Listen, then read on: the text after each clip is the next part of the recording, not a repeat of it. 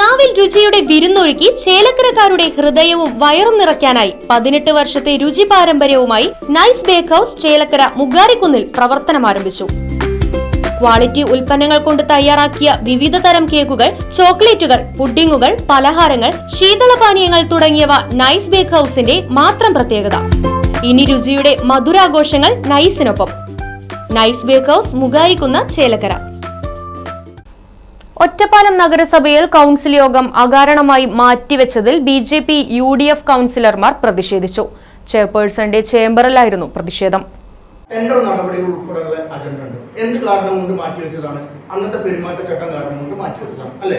ഈ പെരുമാറ്റച്ചട്ടം കാരണം കൊണ്ട് 1.5 മാസം നമ്മൾ ഈ ടെൻഡർ നടപടികൾ മാറ്റിവെച്ച് ഇപ്പൊ ഞങ്ങൾ ചോദിക്കുന്നത് എന്നും ഇത് പറയുന്നത് രാഷ്ട്രീയമായിട്ട് കണക്കൂട്ടിക്കോളും. എപ്പോഴും ഇവിടെ പറയുന്നത് ഞങ്ങളാണ് വികസന വിരോധികൾ, ഞങ്ങളാണ് വികസനം മുടക്കിയിരുന്ന.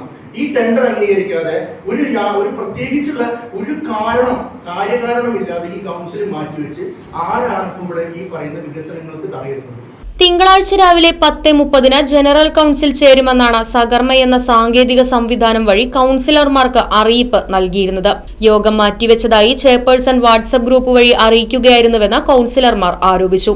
തുടർന്നാണ് രാവിലെ കൌൺസിലർമാർ ചെയർപേഴ്സന്റെ ചേംബറിലെത്തി വിശദീകരണം ആവശ്യപ്പെട്ട് പ്രതിഷേധം അറിയിച്ചത്.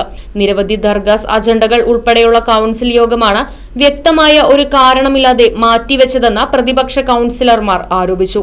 നഗരസഭാ ജോയിന്റ് ഡയറക്ടർക്ക് പരാതിയും നൽകി. BJP കൌൺസിലർമാരായ CR Manikandan, C Sajitha, Anitha Sivadas, UDFിലെ P Jayaraj, M Gopan, Amina Sameer തുടങ്ങിയവർ പങ്കെടുത്തു.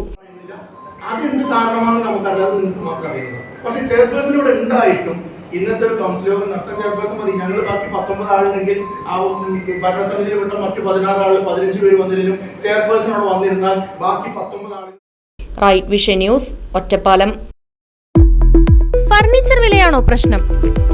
പകുതി വിലയ്ക്ക് ഫർണിച്ചറുകൾ സ്വന്തമാക്കാൻ ഒരു അവസരം, അതും EMI സൗകര്യത്തോടു കൂടി. ദുബായ് ഫർണിച്ചർ, ബസ് സ്റ്റാൻഡിന് സമീപം, ഓട്ടുപാറ, വടക്കാഞ്ചേരി.